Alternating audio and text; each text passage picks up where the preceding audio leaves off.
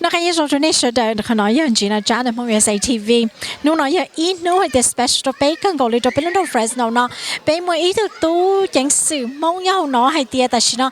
nhau cho bên đó nó nữa tu su su hay tiệt bên cho và tu chẳng sự nhau họ nó tàu lỡ trả nữa mỗi tu sergeant cho bên trong xe cần gọi lên thiệt nó nói như ít nó chẳng chẳng này nó sẽ đời cho mong thiệt này lúc chạy năng là và ít lúc party trong nữa và họ cái trong xe thiệt này chỉ cú cho nên muốn chỉ nên giờ tụ luôn nhớ được quý sáng này nữa, tại nên nói giờ nên chỉ nhớ được quý sáng này thiệt sáng cần có họ biết là lưu cho biết sẽ là chế thiệt, chỉ có giờ Kham Xiong vậy. Chị lúc này giờ hùa Kham Xiong nè.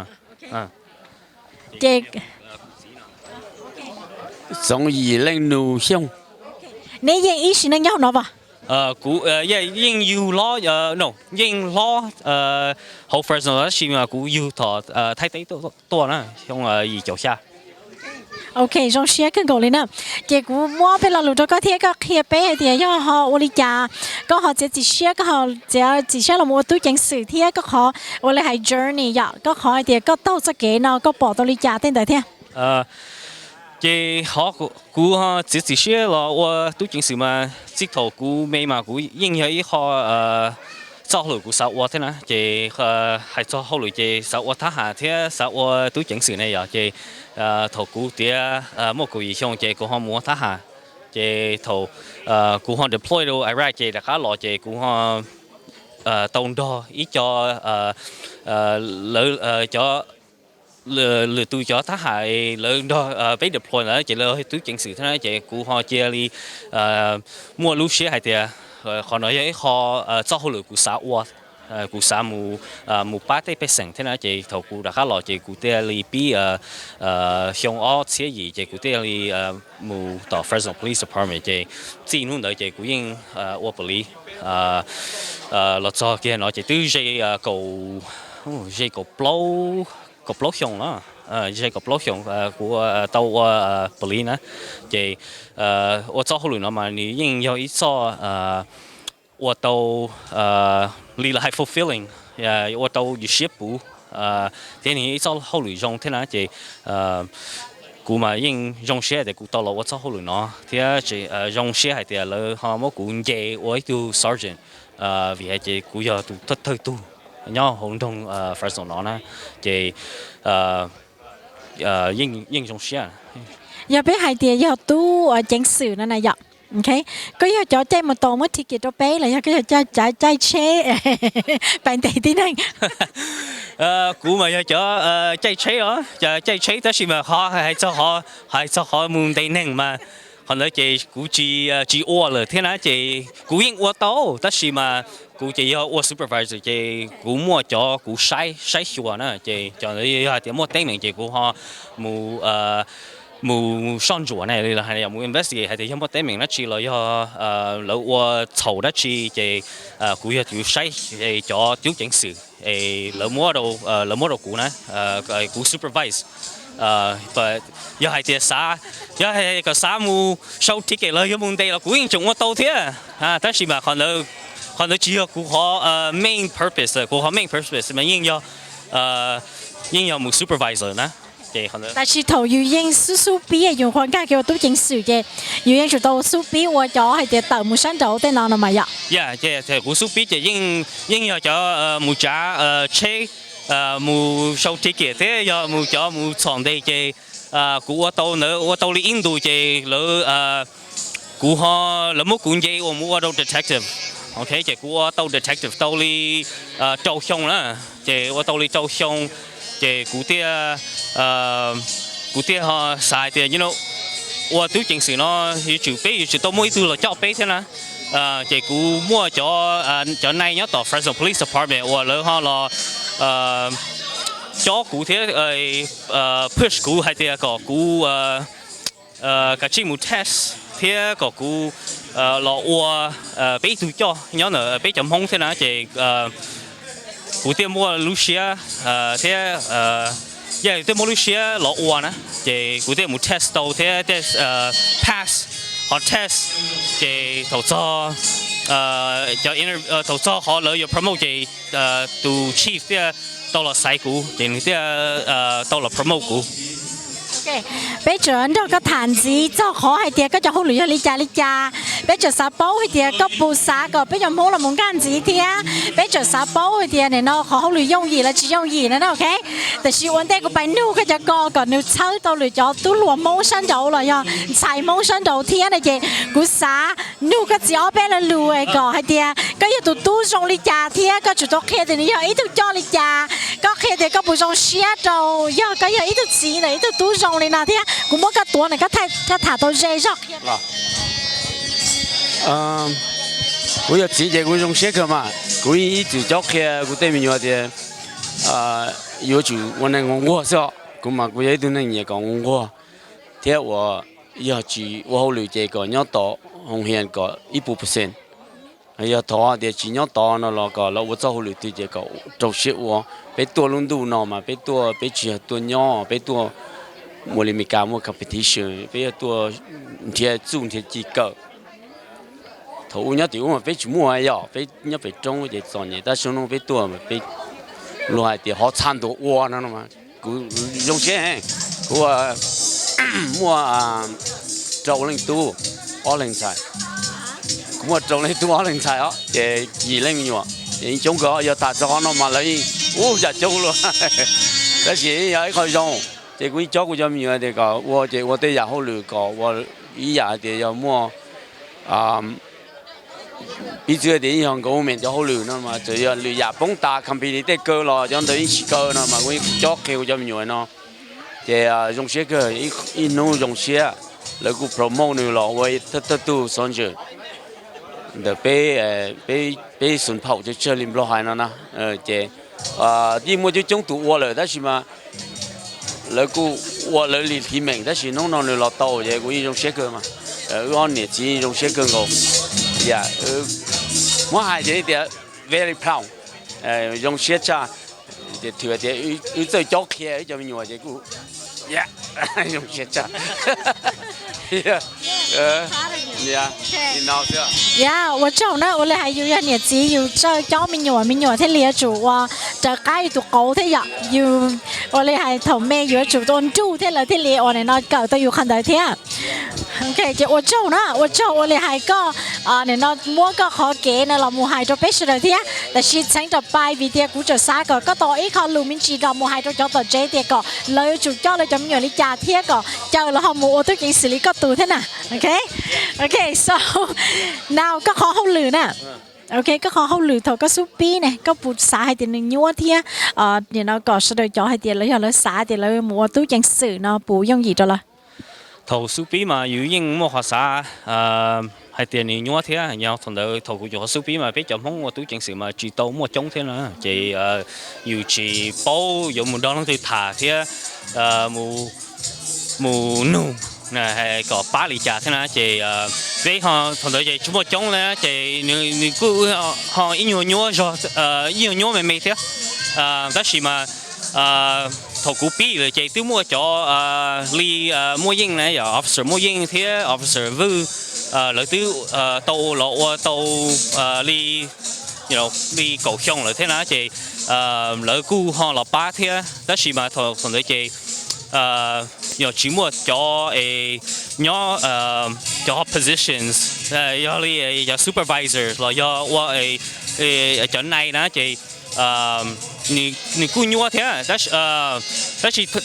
有点头有我是住了呢，这早后了雇用语少多了，现在除有是早去早quit 是嘛，有个去我队友我走了怎么就山头了，还得有我知道了，有个去我队友是我里还 prove them wrong。Right， 我個 prove them wrong， 即古人即我都寫啥領導呢？即我咯，做可能即應有領導嚟啊，應有嚟可以估到晒啲，因為就樣山度係啲我知道，但是嘛 ，you have to prove them wrong。Okay，so I'm a walking example of that。應有領導呢，即係裝的咗成實多話呢，cho mua lúa nông hay thì cho họ lúa nó bùn nhúa là giờ bùn mua 古有一首好女中哇，那你应有一首好女中哇呢，very very rewarding，你古喺度咗都攞咗都影事情兩樣 hobbies 啦，古應一直喺度嚟嘅做好女啊嘛，要做好女古你都手古手落啦，古應係嘅，古應what's that word？ I'm happy to go to work。古應種些冇好女啦，嘅 I'm proud of what I do。聽古I'm proud of what I do and I like what I do。女應有一首好女中 女應 it's fulfilling，fulfilling and it gives me a sense of pride and a sense of completeness. So every day when I wake up, it's all hulu where I just love doing. You 每啲做好女嘛，個上落咪梗係啲，用落佢接手冇好女啦。But this is the only job I've ever had that 上落咧，I say 佢就係啲，no I'm happy to go to work，佢種些冇好女，so I love this job and this career，聽亦佢喺度咗整煮豆煲，就整煮豆晒係啲女咗咯 ，right 有鍋咯，煮鍋呢 ，yeah 即估喺度係啲嗰啲多是嘛，多呢，個係啲嗰啲多呢，即個應煮煲 ，you never know until you try it，即比較好嘛，比一部冇做 volunteer。俾我咗CSOs，OK 就 CSOs 嘛，就女應下uniform，一次女學 uniform 係lighter shade of blue，right 就女比較 CSO， 所以我就 CSO 聽比較 sworn 就 sworn 係下學 uniform 嘟or dark blue， 是嘟yeah dark blue 嘅俾我你比較特靈啊。OK， 嗰時就俾咗特拎嘛，女英 Catherine， 又俾咗特拎嘛，俾咗特拎嘛，女英曬啲英到佢聽，嗰時嘛個乜啥，有啲Fresno Police Department 俾咗特拎 out of 下波700 almost 750， 就係二波啦，俾件成有一路a drop in the bucket 先。個曬地俾住話要做到教個，實在都係工資聽日，因為哋俾你人錢啦。Yeah，咗整曬咗曬我聽咗知道they're on the fence， 會應教個多要有冇嗰啲我做好聯絡啦，有冇朋友我就估 encourage，I encourage them to 冇我就 ride-alongs。Right alongs 冇到呢度都正式不理解好路快冇使喺所好路我理解我容易解因為這個啲包係啲好亂咯，不要一日都好個年係呀，因為半年之內有咩？半年之內都得了有了 ，OK 個寫個攞個寫個因為幾多咗啦，都就係好得了俾人制呀。vì hai tia này nó này giờ tới nó hai tia giờ không có chỉ cho cũng muốn nhớ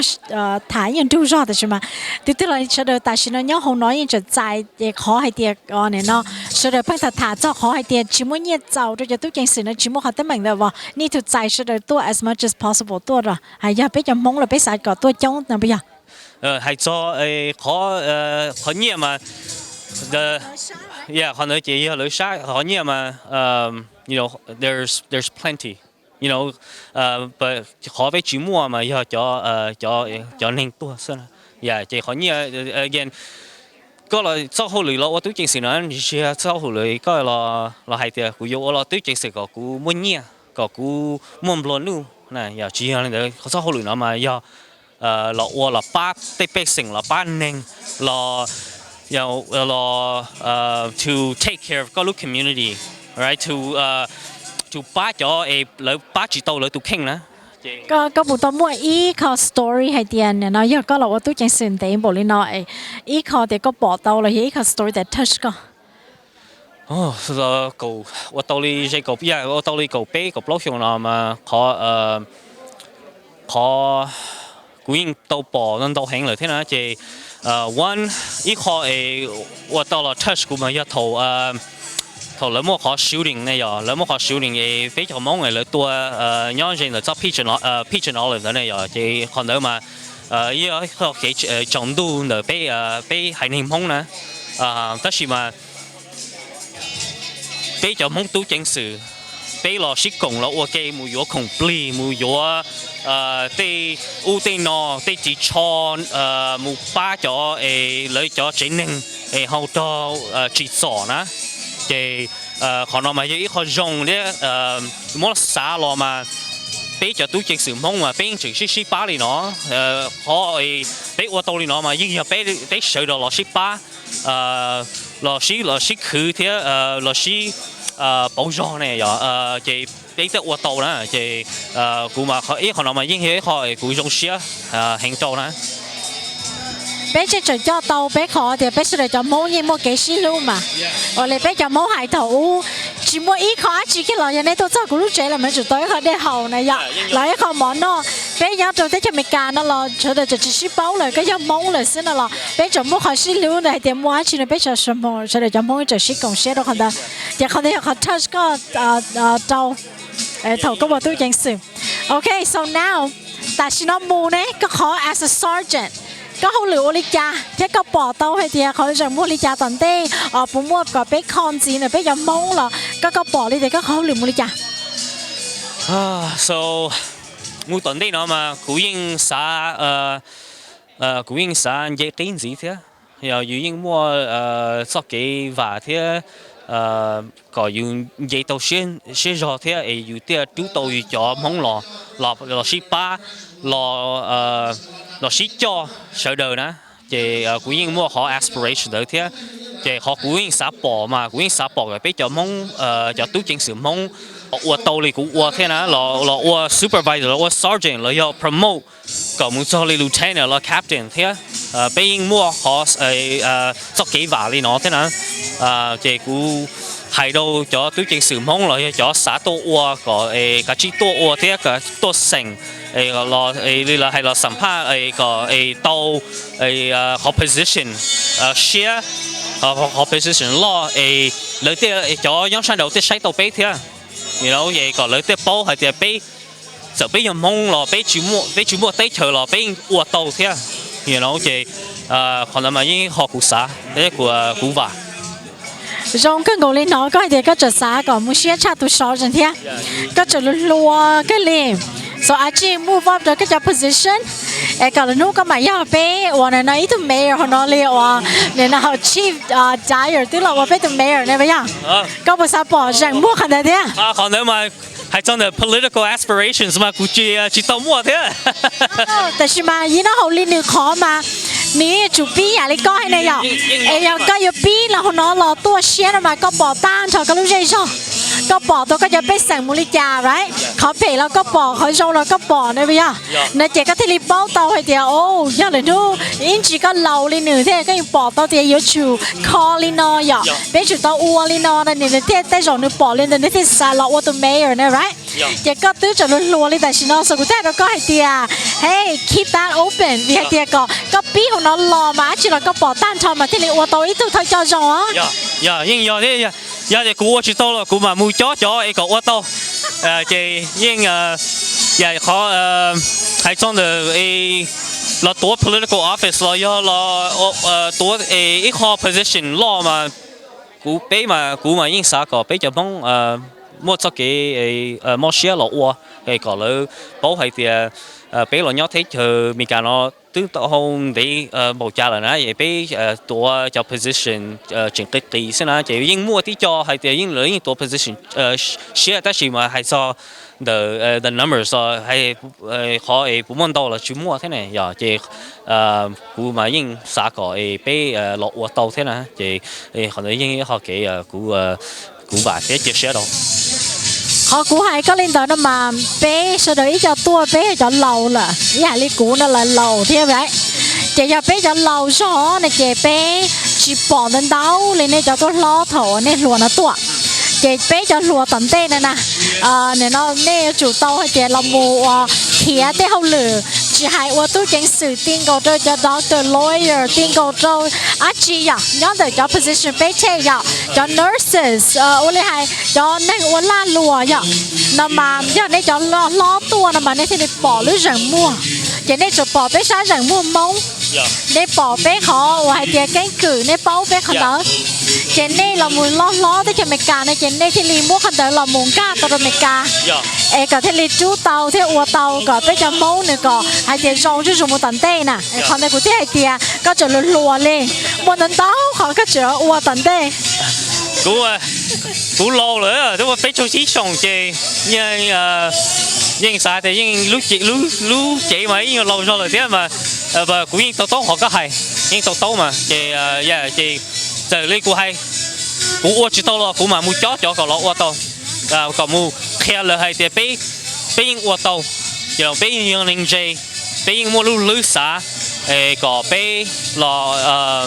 ô tao nữa chị cú nhưng giờ chị cú ô chỉ tao chị cú bị chó lại lộ bé sẽ để chủ tàu chỉ sau nè còn để cú nó mà trong xe cái cầu đi thì các chỗ lùa nè các chỗ lùa chị congratulations cho con là mua tàu bé thứ sáu cho nó cho mua con đến đấy một tuần đấy có có plan quá chi nó là nó bé chủ tàu sáu con thế lỡ đỡ cá con chủ chỉ đến đó là hai đôi sẽ được tọt chế thế giờ nên sai nó là nên chọn trồng hay tiền nên chọn lùa đó nên quá chi này chị bé chọn lầu cho nên sáu nên tan thọ còn chọn trồng đi đó chị bé sẽ được trồng xe thế cho con congratulations cho con lúc trẻ năng thế cho con trồng xe thế hay cho con nó có bụng mua bé lò hai trâu sẽ được trâu cho lùa tám mình chỉ là chúa cho lầu có bụng mua bé lò lùa hai đâu là cho lưu gì chơi đâu cứ chỉ mua nó chỉ hành gì rồi thế thì họ hay chơi như là thì dùng xe trâu sợ được cho nhớ đấy nhớ gì là cho tàu tua chân cà phê cho tàu tua ba phê bây giờ bỏ nên lúc xin gì thế bây giờ bỏ hay thế nên support bây nè thì họ bây xa mà tận đây nó chỉ những cái bây giờ mong là xin lưu thế là xin ba cho mua cái những vô là do mua cái pay nè thì cho lưu của hai đôi thì có bây là xin lưu mà bây giờ mong thì bây giờ chỉ chống đi thế bây giờ chỉ chống nữa thì bây giờ chơi xí chị bây giờ chỉ tao là xin lưu giờ cho đi hoài cho nhau đây nhau chỉ là giờ mua đi chợ là bây là xin lưu bây là xin thân à mà ok nên nó lò nè nó giờว่าคำเนี่ยnó xiong nèเนี่ยgiờ tụi sergeant chia nhau bên đó Fresno nó cho nên tụi hai tia có biết rồi mong cho chơi biết rồi xí lưu nè ok nó lo the ý tụi sergeant nè giờ biết xí lưu này tuần đầy bé nè ok cú mà đi thay tiệc nó tuần đầy này thì nó cho lưu đa xin để xin mà trong xe cần gọi hai tiệc có tàu tụi sergeant trong nó nè nó bé trong xe rồi có hệ ở trong rồi có lúc xe hở là một hai ó bên là lưu cho sự tập vắt tập chạy thế we are very very proud of God ok hỗ trợ này tôi cũng là bé thôi. Okay, so thank you so much. So this is the Hmong Hmong SA TV na thia. Cú yên chỉ là lý cha reporting the Hmong SA TV. Cho nó cái số donation đó. Nó cái số donation đó bắt đầu chạy năm. Đời cú sáng nó nên bỏ tàu thia tiền lúc nó bé. Tua cho ít họ và chẳng chắn nó bé vừa ít lưu và trong xe châu từ này nó tú mong nhà bên đó trong Fresno nó. Trên đời cú ít sáng nó do từ chief of police ở bên đó trong Fresno nó nè. Này chief Balderrama. Này là một số chế cho bên đó trong nó thia cú xa cả này hai ở bên là lưu châu ở bên đó tàu bắt đầu chạy thia. I introduced you and said that we're so happy that you get a chance to come in with us today for this celebration, for our camp sergeant, and we're very proud of him, and we're very happy that you were able to join us today, and that you're gonna, say a couple words to all the folks. Oh, absolutely. Well, it's my honor to be here today, and it was also my honor to promote somebody like Kham Xiong. He's a very special individual, and he really. He's a great example of the Hmong community. He's hardworking. He's very, very loyal. He does the right thing, and he's a great example to a lot of our young community. So I've always been a big believer that a police department should reflect its community. And really, it was surprising to me that the Hmong community has been here for such a long time, over 40 years. And this is the first promotion to a supervisor of a Hmong officer. So we have a lot of officers, and many of them are Hmong, and we're looking to promote and also hire new police officers who are Hmong. So this is this event is about him, but it's about the community. It's not about me. I feel honored to even be invited to come here. So I'm just here to celebrate with everybody else.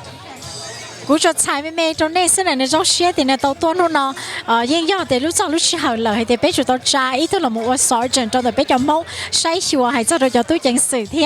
cú xài mấy lên đó xứ thì mà thì họ nói là người nu này nè chỉ là người nu chỉ tàu bây giờ tu chẳng xử này nó Kham Xiong đó nó chỉ người yên trong xe thì bây giờ chờ người tôi cùng bây giờ rồi thì anything you want to say to the folks out there to say congratulations or anything? Yeah. I want to say congratulations to the Hmong community for having another great representative of who you are as a people and contributing to the city of Fresno. So congratulations to you. Okay, nếu như hai thì có nếu trong share cho bây giờ congratulations cho bây giờ mong này nè nếu trong mỗi bây giờ luôn mình chỉ đã hay sức, nên nó cũng cho sai mình chỉ nó trong này sức chứ trong tủ này những phố luôn mấy cái là thế, chỉ trong share cho nên lúc share hơi chăng chăng nè. So thank you so much for your time. We love it that you're able to join us, and we are very proud that you were able to join us, and we are very happy that you honor one of our Hmong kids. I can say Hmong kids because I'm older. No, I call them kids too. I call them kids Right, too. so we're very, very happy that you, did that for the Hmong community. Absolutely. So thank you so much, and it was my pleasure to literally meet you. Yeah. I have not met you. Well, I've only seen you, but I'm thank you always so available much. whenever you need And me. you are welcome Thank to the TV station Oh, anytime. great. Yeah, If you need to do any announcements or anything like that, you're Great. welcome. Absolutely. Okay? Absolutely. Thank you very much. Thank you so much. The cú sa na thì giờ bây giờ tôi chẳng hiểu bây giờ trong Fresno nó sao cái nó là hay ở bên là lụt châu nên nó Kham Xiong đầu bây giờ party nó thì trong xe cái gọi là nên nó Kham tàu ít tu sergeant hậu bên nó có bốn thằng bên trong xe thì Kham tàu ít tu sergeant hậu bên nó. 中先啊，你那中先，我做呢，那古龙北湖我们古也都正式要 Fresno Police Department。Back in 2000 or 1990, Kham Xiong had the first Hmong officer. Yeah, Fresno now. After 35 years, Chief Paco will take over. Chief Paco Rakarama promoted the first Hmong sergeant after 35 years. So, a new historic moment. So, bây giờ Hmong nhau Fresno. Bây giờ Hmong nhau Fresno, bây giờ Hmong trong cơn cầu. Chỉ mua bà hạ, chỉ mua lù, chỉ mua chuyện gì. However, we are so overdue that the first Hmong sergeant for the Fresno Police Department after 35 years. Thank you na, thank you. Châu có lúc xưa thì我哋係俾實在一種先，容呢容少特別啲多啲，因為講呢，只就用呢有個係啦。只就用1990就保險個特記錄個中的俾實在，誒但係就2022，誒俾就到特對Hmong sergeant，所以俾實在中先。Thank you so much，個學先係啦。Okay, thank you 啊。nó cái như rồi này là tao bắt tao chơi na, tao quý sa na thì giờ bây tôi nhảy chơi, hầu bây lúc trong Fresno na thì nhảy bao, giờ ít tôi chẳng chẳng chấp lời nó thì mà, giờ cũng mất kia đâu này ta là nó chỉ này thì giờ lời nó xứ gì, cũng sao muốn hại lên đó giờ,แต่是cũng kia có mặt kia thì có giờ tôi tư nó có, lo rồi có lúc hắn giao lo thì chẳng chẳng cha, ở liền tết thầu ý cho nên mà tụi muốn hại nó tụi muốn hại ta rồi chứ, tí là cho yêu thì người ta hại ta lời nó xứ gì cũng sao muốn lên đó nữa, ok, giờ kia bé cái tư đã học bên là lừa bé tụi tôi mong nè. Nó nói trong xe chập là nó mong USA do chỉ là thiên nhiên sao, trong xe thì bé cho công trình rồi không nhớ qua trâu lú lò lú mè, nhớ đây là nhớ gì cái trong xe là nhớ cái chỉ xe nàyยังตัวฉือต้านทอนู่นnói mà giờ ít no special na. Ino special chap là hay thì bé tàu ít tụ mong bé thật thơ tụ mong giỏi nhớ lửa khó mà cũng chỉ bao tại vì hùa hậu bé lu Fresno là do lúc California nó chạy từ do thật thơ tụ xón chừng là do bé ít tụ thơ ta luôn mong nếu trở chẳng nó lùa thì tại vì nếu cú giờ tàu ít luôn mình mỏ thì anh tự nó cú giờ nhẹ cô luôn nên và phòng cú luôn bé hùa cầu lý vá cú tua nó là cú tua support rồi cho ตำรวจนะจะอย่าไปอย่าจงเชียเราอย่ามัวจะตำรวจไปจะอย่าขี่เชียเรามัวจะตำรวจไปจะตำรวจอย่าอีจะจังเจ้งฉับเราลวดเต้มาลวนหรือลุ่นลักเราอย่าหรือคัดเชิญมาลวดให้เตียตำรวจจีจังเจ้งแต่ชีอย่าจีมัวตำรวจเจ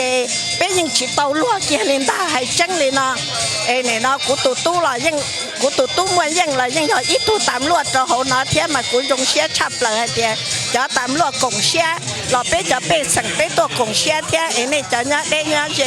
เนี่ยการเตะโตเตะนี่จีเตาตัวหัวไปนู่นนอเลยนี่ถ้าเชิญจะตำรวจเทียจะตำรวจเทียริมัวเชียอยู่หรือจะนอนเราเลยเราจะหลัวปากกาเทียริเรากะเกิดเราว่าอย่าไปจีเชิญเราลู่ตาลู่ยอไปจีเชิญเราลู่เชียเจว่าเผาเราหน้าตาเจตัวหรือจะเจเรายังจีสารเราจีกะว่าเลยเทียมีเขาเทียว่าเราได้ไปสั่งจีเชิญเจเขาอยู่ลู่ยอน่ะตรงเชียว่าจนเราในจีน่ะเทียเงินเจ้าว่าจนตัวนี้มองเนี่ยนะ USA เราจะยูนิเซนเนี่ยนะทีวีนะว่าจนเราnói bé tụi nhiều vắt phồng đó tụi nhau học bé nó trong Fresno đó nè chỉ nếu ý xin đến đó bé nhau nói thế nên tụi nó hại lờ nếu tụi vậy tụi chẳng xử họ nó nè chỉ ua lẹ thì có vậy tụi nè đợi tụi chẳng xử thế chỉ có những bao thì cho tụi chẳng xử lúc này rong đi trà nếu ua tụi nè cho tụi chẳng xử như rong đi trà này chỉ rong xếp nó có trả lúa cú chỉ bao này lử leng lử tù ta chỉ mua ít tù dù giờ ít tù nhẹ cho đời dù ít tù mi nhỏ em mua tu chẳng xử nó ít nú nó giờ cổ ót xuống mông chỉ hành cho nú mòn tu dù lú xe màยังใช้จื้อxử lý rồi anh này nó tuôn cho sự fry xỉa nhớ cho Minnesota tu ở tức chỉ nhớ tới kia chỉ tao có kia đi lò chẳng cho tính năng càng mà tên nó xã để chỉ lo mà cũng như xã hay cái còn tao cả liền thế cũng như chỉ xã bù qua thế ta chỉ cho nữ cho hậu lửa và nữ nhẹ thế nữยังcòn lò lần đến tế là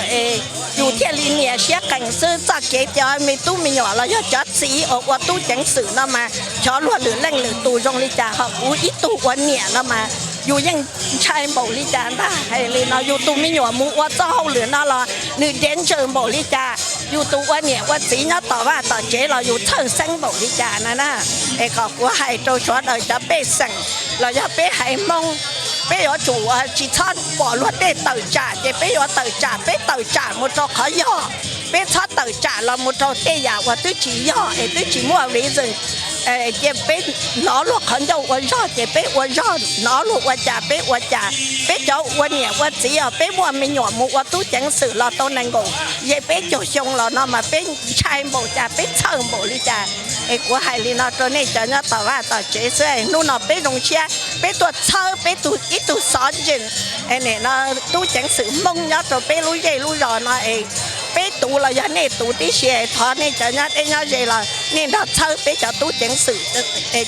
รู้นั่งอย่าไปชวนเนาะไปมีตู้มีหน่อเราเลยเที่ยวลีกะเราว่าตู้จังสื่อนะลินเดอร์เสื้อว่าจ้องตัว我做着个就路正经呢，也我做着个天呢 ，OK， 也就写了，北疆里面的我们做内饰文件呢，讲的朋友在 TV。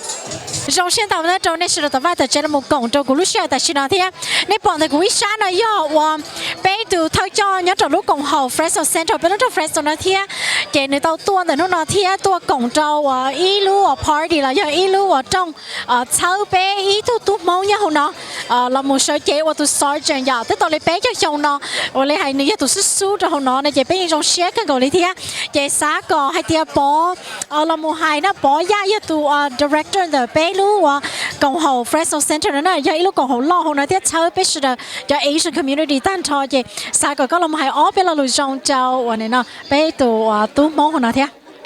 容些就只呢聽人講個，網友 SCTV 就多講路工程到乜嘢啲其他人哋容些到呢我做呢就เรา冇interview กู啲所以喺 Fresno Center 啲เป็นลูกHmong community มาไป容些行呢มาเราอย่างมาจังจังต่อไปนี่ยมีการเดนี้เขา historic evening ต่อไปวิเดียเป็นหลังย่อของ Fresno จะปล่อยจอยชงไปต่อมัวไปตู้Hmongว่าตู้จังสื่อเราอย่าว่าตำรวจต่อ Fresno PD เราหมดตัวให้เขา position เราอย่าไว้ตู้ supervisor เราอย่าไว้ตู้ sergeant เราอย่ามีการ the leadership เนี่ยต่อ Fresno PD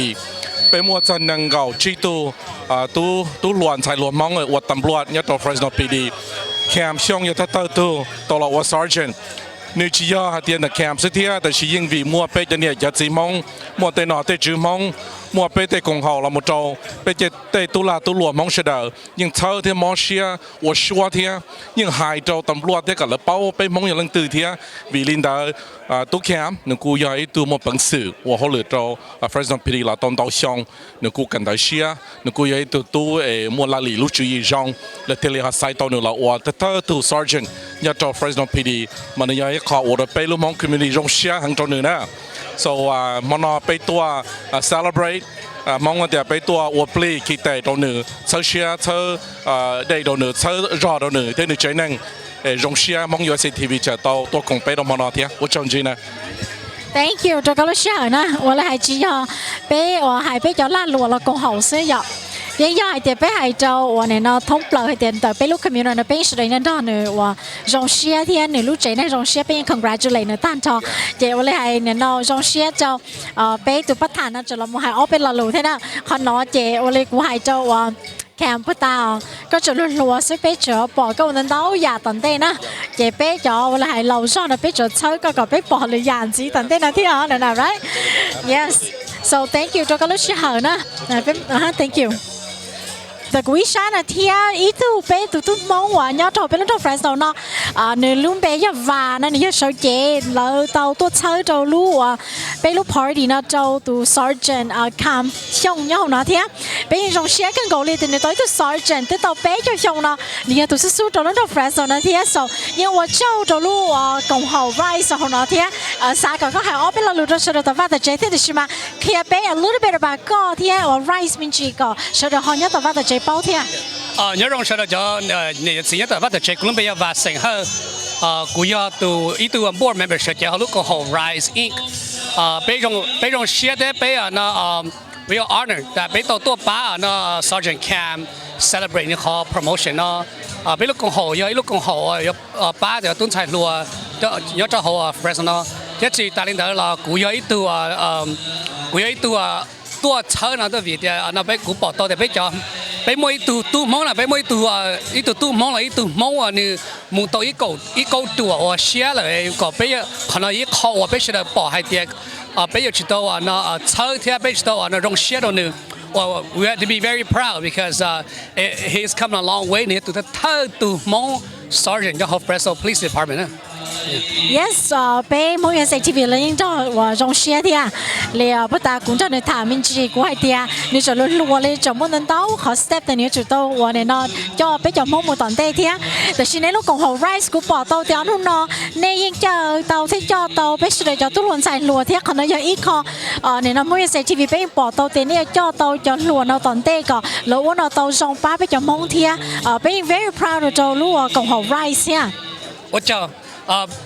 但是呢，比如个好nhiều khóa，比如在是被保障，被都保到海底啊，当地呢，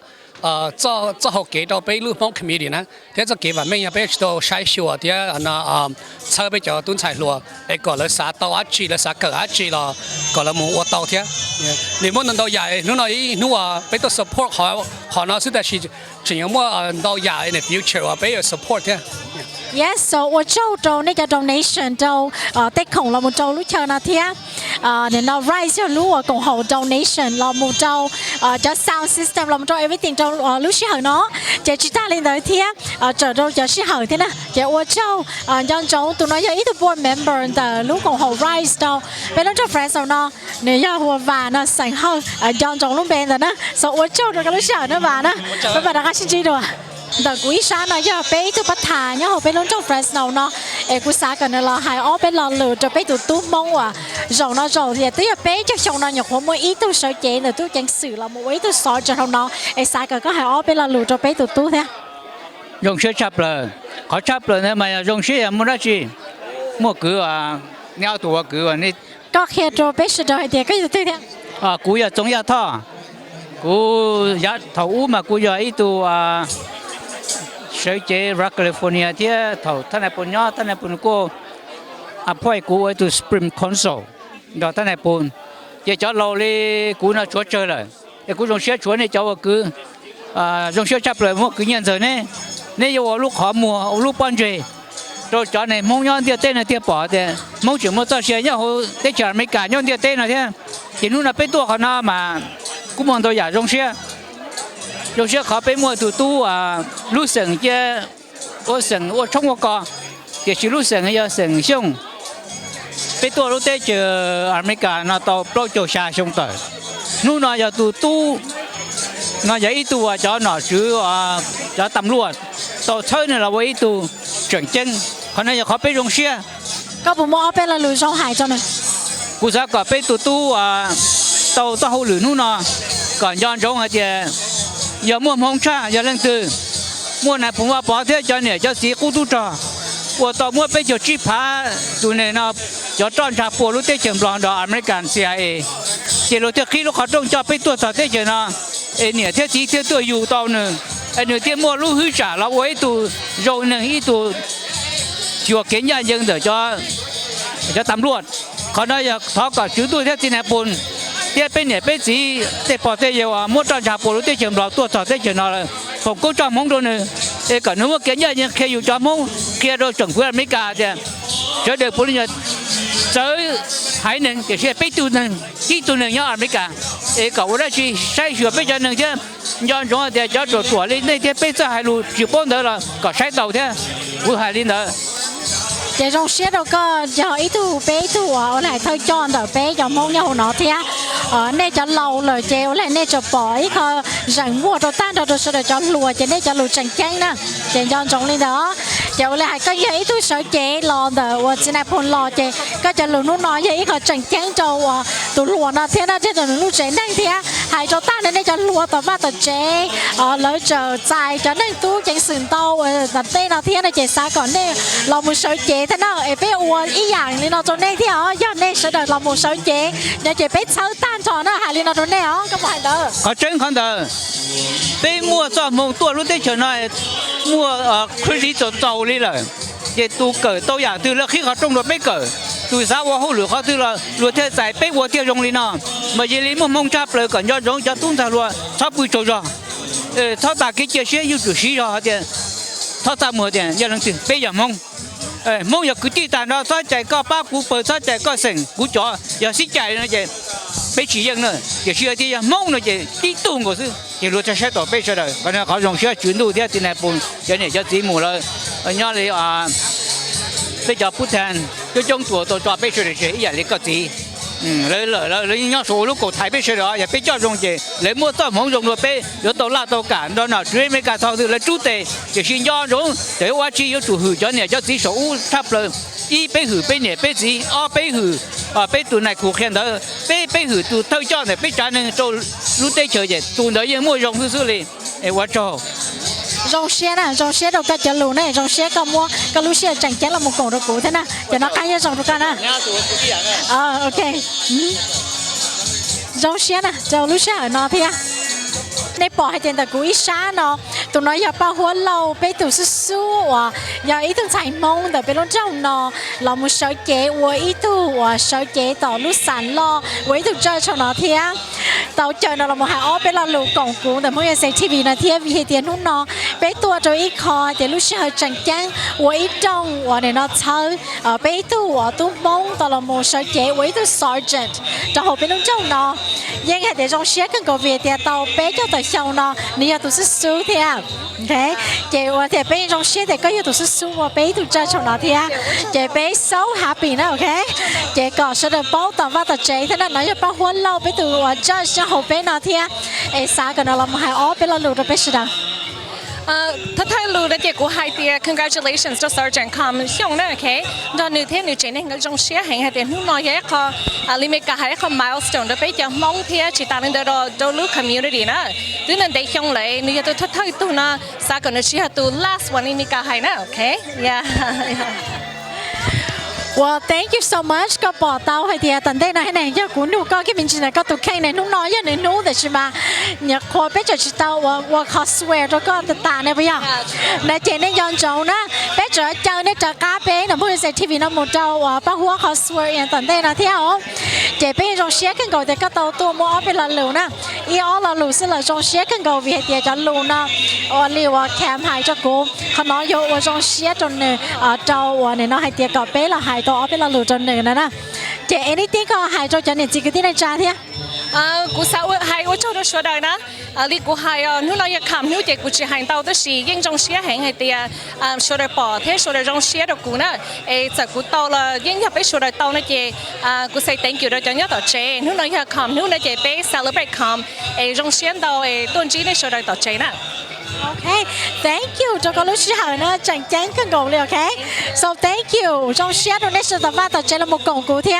包括的某些 CCTV 呢，被大家先知道啊。那个一种从那时候呢，古人居呢家的某些 CCTV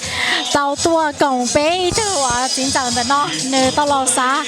係啲個講為俾咗啦，冇係哦，俾la路到俾到都啊，到係啲所長到老時候呢，俾住係到蒙路到蒙路啊，到啊你呢半夜只能偷看到。lúc nào giờ ít lúc chẳng chẳng cho bé sửa ta nó bé chọn mong vì thế bé mấy thứ tung phong sợi chế là một ít thứ sợi trần hôm đó tao bé cho tới trong nó rồi số thơ từ chief of police cho này nó mua tao này nó ít thứ tu sợi trần cho bé là có học khi bé hay thì có giờ từ từ giờ cũng muốn hay có ta lợi ít trả lợi chị có chỉ muốn chỉ hay thì cũng chỉ chị thì ở đây tôi hay ta lợi nữa chị khi con bé khi có thì có sáng đi trà cái từ từ hay bé là lùi rồi bé từ từ trong nào thế我也站在想，我多被路上没晒到呢，我要一头放嘛，president 不谈要好过好老 family， 但是呢，我要一头爱不受就要好过好老 family， 反正呢，我找就安的被土都摸赢，我找就安的被土不谈不就搞多嘛咯，แต่กูตัวเขาเนี่ยกูตัวรองชากับตัวเชิงกลางไปตัวมั่วช่วงกับตัวอีตัวเซนเจนเนาะอีตัวตัวอิลูซันแต่เขาเนี่ยเขารองชาเลยกูสั่งให้แต่ไปตัวตัวช่วงไปตัวจุดไม่ตัวตัวเลยเนาะแต่เยอะตัวกูไม่ตัวหัวของเนาะตัวโอปุริเนี่ยผมไม่รู้จักเฟรชเนาะเท่าพันเสียกันเลยล่ะเนี่ยเราไม่ยากของFresno เนาะแต่เขาเนี่ยเขาเกิดเป็นซับพวกพิจารตุ้งเกิดออกปุริเนี่ยโชว์เขาเจอละตัวใหญ่พิจารตุ้งมั่งถ้าสิกูตัวหลักกูเนี่ยเขาหนูเราเลยมั่วยิ่งเราเราเลยคามเราจะนอนเราตัวพิจารตุ้งมั่งเกิดเราออกปุริหรือปังจะเป็นลูกเจ้าลูกชายปังจะเป็นลูกเจ้าลูกชายเขาเนี่ยกูจงชัดชัดเลยเกิดตัวปังตัวเช่าตัวกลางพิจารตุ้งเราเลยเนาะมาอย่างเราแช่ออกจากมั่งทีวีออกเฉียงมั่งทีวีอะไรอย่างUSA TV 嘛呀，有啥个咩今天的讲个有都个在边南路那马步个，可能考上，个马路要马用车出来个别坐车别多喏，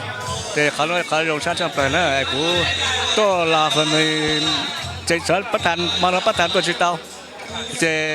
สักจากขนาดตัวปตาวฮะแต่กูเลยกูจะเจอแต่กูจะเลยตัวเลยเหรอซึ่งแต่用车个มาแล้วเป็นตัวเชิงการปูรู้อีเวนต์เนาะไม่อยากเอาตัวเนี่ยใจไม่อยากเอาตัวจุดเต่าตัวเขาตัวเชลเลยก็เป็นตัวเต่าปูเขาเนาะโรงชาติปลาเนี่ยกูโรงชาติกับเต่าตัวปูตัวเนี่ยเขาเนาะฮะเป็นตัวgraduate คัน graduation จะเป็นตัวมุ่งเชี่ยงคำเชี่ยงนั่นเลยก็จอดดับ我照着个路时候呢，个要我俩一头正经的小姐，个要一头只系的，个没头多呢，所以我都正死的，我照着个就路上呢，OK， 我照着把它先知道呢。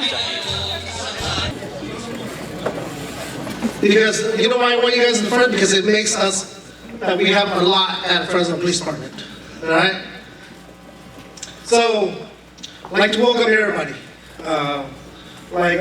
Tomba said, tonight, it's a historic moment for us. I know that a couple guys up here actually has more senior than I am. So I apologize for those that I kind of come up here and talk first. So tonight is very, very important to us as law enforcement and the Fresno Police Department. Hey Chief, I'm sorry, I'm going to speak a little bit Monglish, a little Hmong, a little English. So Pao, can you translate please? All right? So Again, first and most of all, I'd like to thank the community of Fresno for allowing us to serve you, especially the Hmong community. And as many as we are, up to the 50,000 in Fresno, we have served you guys well. We never have a big issue or any issue at all within this community. And I'd like to thank you guys for that. All right, so let me give you guys a clap for all the people that live in Fresno County. I'd like to thank you guys. So let me take you guys back a little bit.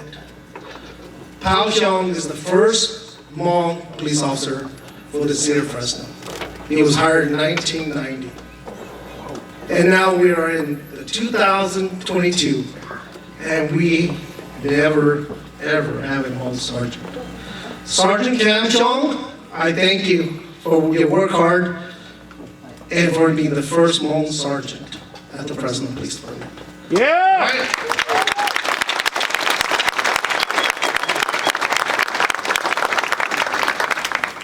Just because of your hard work, but you know, Chief Paco Rama, Chief, you made it happen. So let's get a round of applause to our Chief Paco. All right?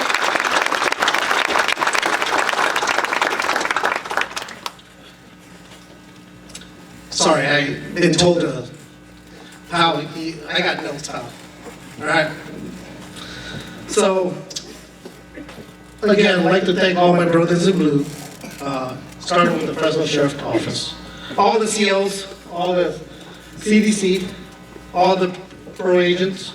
all the probation guys, okay? I'd like to thank you guys. You guys are like brothers to us at Fresno Police Department.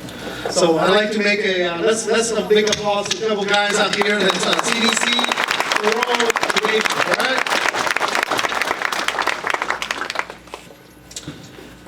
Today, there's actually a couple leaders in here at the Fresno Police Department. And I mean leaders, I didn't say boss, I said leaders. Leaders, boss is just, hey, go do this, go do that. That's the easy part. Working for leaders are hard because they know how to build you. And a couple of those guys are in here today. I'd like to recognize them. I will start with our chief, Chief Paco Rama. Thank you, Chief, for being our leader to us. Okay? The next, Deputy Chief Mark Salazar. God, you're one of the best leaders that I ever come in contact with. You're not even a leader, a brother, a mentor. I thank you. We all thank you. Steve Ayas. God, you don't know how many times I call you at night. I advise you are a true leader. You're not a boss. And you touch, I think you touch everybody up here. Okay. When they mention Steve Ayas,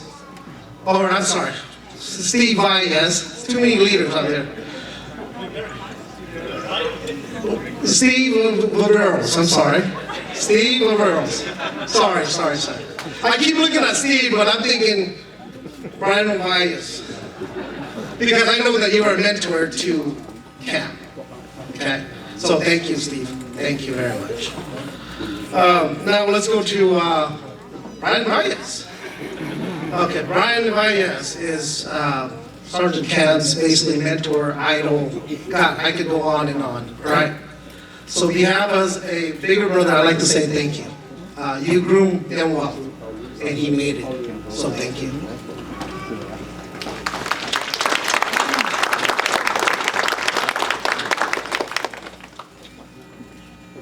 Paul Cervantes, God, top dog.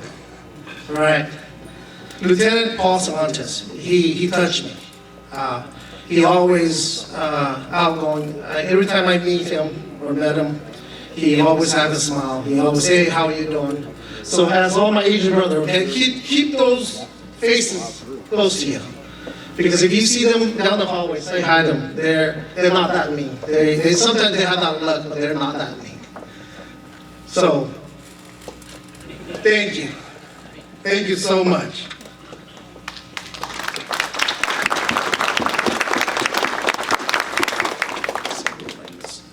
Oh, there's a couple sergeants here too. Kayla, Sergeant Kayla. Mandeep. He's one of the guys that always in the hallway. He's also a leader in this community, especially at the Fresno Police Department. Okay. Sergeant Shahan, please stand up. Thank you. I'd like to say thank you very much for your leadership. You always have a smile. I think all the Southeast Asian always ask for your advice, and I thank you. Who am I missing? Area. For some of you guys don't know, when Chief came to become a leader, he actually promoted 2 Cambodian sergeant, and now it's Southeast Asian Hmong sergeant. So let's give him a round of applause for that. That never happened for 35 years.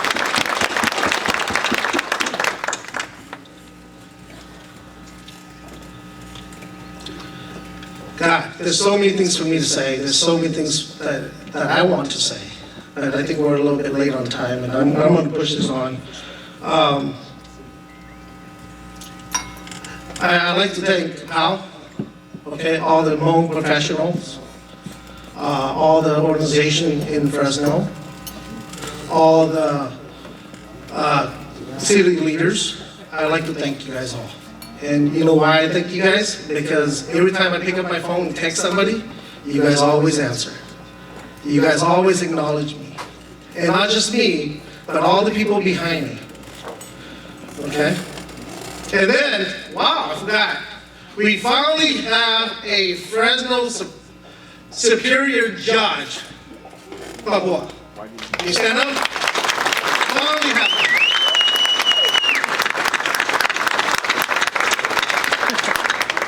I think this year and on, I think we are moving towards the right direction. And if some of you guys don't know, we actually won. One of the police officers actually won the Granville house stake. He's so rich now, he doesn't want to come here anymore. Okay, I won't name name, but one of the Hmong officers actually won that house. And when the mayor Dyer called him, he actually didn't want to answer. He thought it was order back, so he did. So now I'm going to let my brother Ming to thank all the Hmong professionals that actually help us, push us. Nên cho Hmong professional, nhau lúc rõ là nên lúc biết tiền, okay? So truly, nên cho Hmong leader lúc biết tiền. Man, every time I called, you guys answer. So I'll let my brother Ming come and acknowledge the moment, Papi. All right?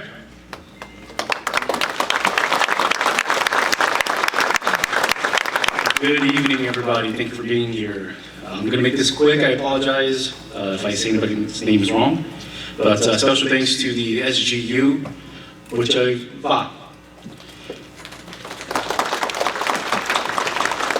Fresno City District 5 Councilmember Mike Karbashi. Thank you. Lao veteran Tur Kai Bang. Thank you. Rise CEO Tu Lee. Thank you. Mao Zhong's parents. I apologize, I don't have your name here, but thank you very much for being here. Thank you very much for supporting us. My mom and dad, obviously, and Cam and Mao's parents as well, too. Thank you so much. The Fresno Unified School District's Deputy Superintendent, Mao Misty Her. Thank you. Merced Lao family, Chajer Zhong. Thank you. The former Fresno City Councilman and State Executive Director for California Agriculture, sorry, that's a mouthful there, Long Zhong. Thank you. City of Clovis Councilman, Vong Munatua. Thank you, sir. Rivendell Hall Eileen. Sam? Okay, thank you. KZ Chu Entertainment, thank you so much for being here. And for the sound equipments, B Hyung, thank you. And Nia Bafong, Goli, thank you so much.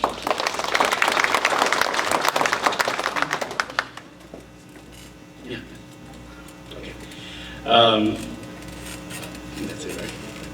Okay. Well, I think that's it for now. Again, if I don't mention your name, I do apologize, but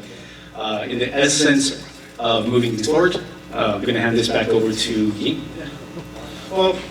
thank you. Thank you all for coming tonight and help Sergeant Kham celebrate tonight. Enjoy his promotion. Enjoy us. Enjoy his family. So tonight's a long night. Chief, you can't go home until you have at least a dance, I think. All right? So thank you all.